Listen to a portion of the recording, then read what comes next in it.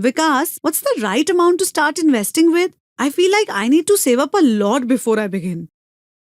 That's a common myth, Sapna. There's no perfect amount. You can start investing with as little as 500 rupees a month through a SIP. That is a systematic investment plan.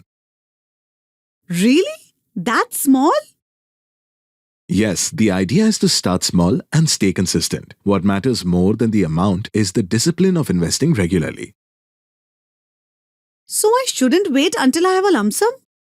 Starting earlier can give more time in the market, but the decision should depend on your financial situation, goals, and comfort with risk. That's encouraging. So the key is to begin, no matter the amount.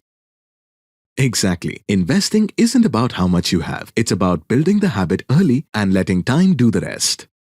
An investor education and awareness initiative of Nippon India Mutual Fund.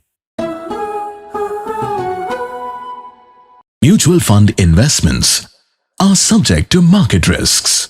Read all scheme-related documents carefully.